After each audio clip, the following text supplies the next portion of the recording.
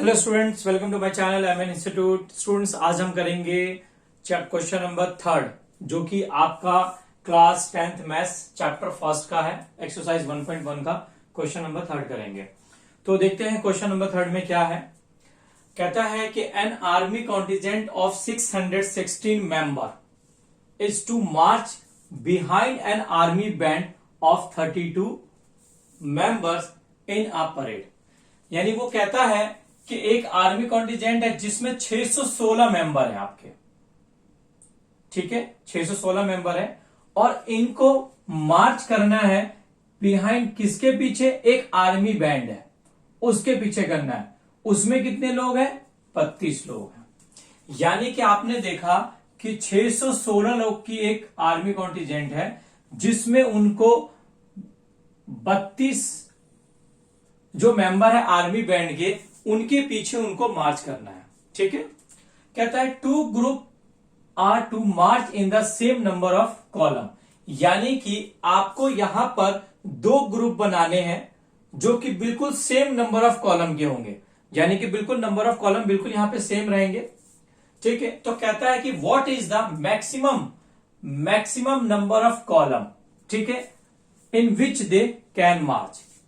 तो आपको बताना है कि जब 32 लोगों के पीछे 616 लोग की मेंबर जो है वो मार्च करेंगे, तो आपको बताना है कि the maximum number of column, यानी कितने कॉलम्स होंगे जो एक दूसरे के पीछे मार्च करेंगे, ठीक है। क्वेश्चन स्टार्ट करते हैं। अब हम एक पॉइंट बना लेते हैं, जैसे कि अब आपके पास एक बैंड है, ये 616 मेंबर, यानी कि एक आर्मी है जिसमें 616 लोग हैं, ठीक है, और इनको परेड करना है इन नंबर ऑफ कॉलम में इक्वल। जबकि एक आपके पास क्या है? एक बैंड है, ये भी आर्मी बैंड है, इसमें 32 लोग हैं और इनको भी सेम नंबर ऑफ कॉलम्स में करना है, ठीक है। यानी कि इसने क्या बोला है कि two groups are to march in the same number of column, same, बिल्कुल सेम नंबर ऑफ कॉलम के पीछे 32 लोग के पीछे 616 लोग को मार्च करना है, ठीक है। तो आपको क्या निकालना है? इसमें मैक्सिमम नंबर ऑफ कॉलम्स निकालने हैं। तो यहां पे हम मानते हैं कि let the number of columns n, हम मान लेते हैं कि दोनों के लिए जो नंबर ऑफ कॉलम्स है वो n है, ठीक है। यानी कि क्योंकि दोनों के नंबर ऑफ कॉलम सेम है इसलिए मैंने इसे n मान लिया। उसके बाद क्या है? आपके पास एक आर्मी है और एक बैंड है, तो यहां मान लेते हैं हम लोग इसे let x number of member in each column. ठीक उसी तरीके से let y number of members in each column. यानी कि आपके पास नंबर ऑफ कॉलम, यानी जो लाइन है, नंबर ऑफ कॉलम्स का मतलब क्या है? यहां पे ये लाइन है बेटा, ठीक है। तो जो लाइन है वो बिल्कुल इक्वल होंगे। हमने मान लिया कि जो इस वाले को x मान लिया कि एक में कितने मेंबर होंगे, इस वाले को y मान लिया कि इस वाले में कितने नंबर होंगे, ठीक है। हमने इसे x मान लिया, इसे y। हमें नहीं पता इस लाइन में कितने लोग होंगे, हमें नहीं पता इस लाइन में कितने लोग होंगे, तो हमने इसको x मान लिया और इसको क्या मान लिया? इसको x मान लिया और इसको y मान लिया। लेकिन वो ये कहता है कि ये लाइन दोनों में सेम होनी चाहिए, तो उसे मैंने क्या मान लिया? मैंने यहां पर x मान लिया, ठीक है।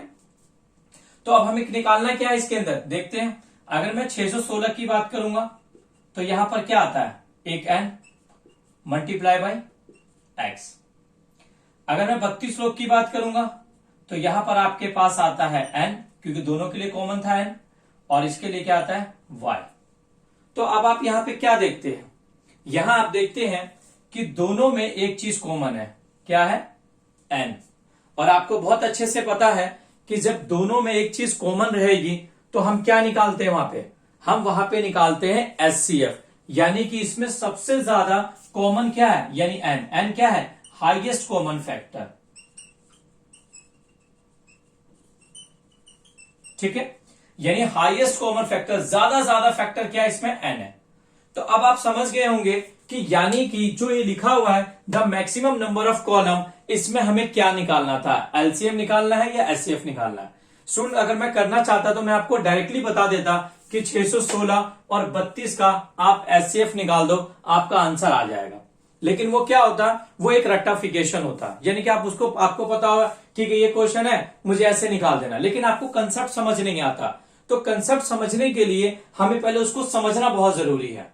यानी अब आपने इस तरह से कर लिया, अब आपको समझ आ गया कि अगर इस टाइप का कोई भी क्वेश्चन आपको देंगे तो हम इस तरह से फाइंड करके और पता लगा लेंगे कि हमें एचसीएफ निकालना है या एलसीएम निकालना है।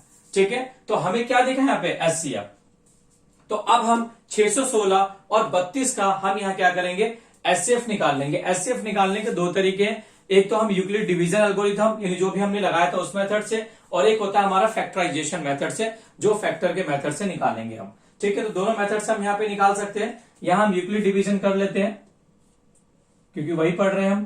तो 616 और 32, आपको बहुत अच्छे से पता है कि जब भी हम डिवाइड करेंगे तो बड़ी संख्या अंदर रहेगी और छोटी संख्या बाहर रहेगी। तो इसको डिवाइड करेंगे, और डिवाइड हम तब तक करेंगे जब तक कि आपका रिमाइंडर 0 नहीं आ जाता। अगर रिमाइंडर 0 आ जाएगा तो जिससे रिमाइंडर 0 आएगा वही हमारा एचसीएफ होगा। तो करते हैं, 32 को करते हैं, बाहर 2 संख्या, अंदर भी 2 संख्या। तो हम ये 32 है और ये 61 है, तो 32 से कम 32, 32 दूनी 64, ज्यादा हो जाएगा, 32 से कम 32 माइनस करते हैं। 11 में से 2 गया 9, 5 में से 3 गया 2, 29। आपके पास यहां उतारने के लिए है क्या है, 6। अब हम 32 का पारा पढ़ेंगे, यानी कि 296 आए तो हम 8 से करके देखते हैं, क्योंकि 3 8 24, 3 9 27। 32 को 9 से करते हैं, 9 दूनी 18 का 8, हाथ से लगाए 27, 1 28, 9 दूनी 18 का 8, हाथ से लगाए 9 3 27, 1 28। आपके पास आ गया 288। कितनी बार में, 9 टाइम्स में करेंगे। 16 में से 8 गया 8, 0 0, कुछ नहीं बचा। तो आपके पास क्या बच गया, यहाँ पे आपके पास 8 बच गया। ठीक है, तो 8 तो अब यहां पे उतारने के लिए कुछ भी नहीं है, तो हम क्या करेंगे, इसको इससे डिवाइड कर देंगे 32 से। तो 8 चौक 32। तो आपने यहां क्या देखा, आपके पास रिमाइंडर क्या आया, 0 आ गया, यानी एचसीएफ क्या होगा आपका, यहाँ पे 8 होगा। तो हम यूक्लिड डिवीजन मेथड से लिखेंगे, जो आपको पता है a बराबर बी क्यू प्लस आर होता है, यानी कि आपको पता है रिमाइंडर है, ये क्वोशिएंट है, ये डिविजर है, और ये आपका डिविडेंड होता है। ठीक है, तो यहां लिखेंगे आपके पास 616, मैं यहां लिख देता हूं 616 इक्वल टू 32 गुणा में 19, प्लस में क्या आ गया 8, और 32 इक्वल टू आपके पास क्या आ जाएगा, 8 गुणा में 4, और प्लस में कितना आएगा 0। ठीक है, तो अब आपके पास एचसीएफ क्या हो गया, एचसीएफ आपके पास 8 हो गया। इसने आपसे क्या पूछा, what is the maximum number of column in each they can march. तो यहां पे लिखेंगे एचसीएफ आपके पास 8 है, और लिखेंगे the maximum number of column, the maximum number of column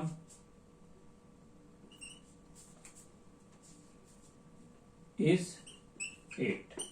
ये आपका आंसर हो गया। तो आई होप आपको समझ आ गया होगा। ये बहुत इजी है, बहुत आसान है, समझना है। वीडियो को रिवर्स करें, फिर आप उसे जरूर देखें। इसे आप नोट डाउन कर लें, आप वीडियो पॉज करके।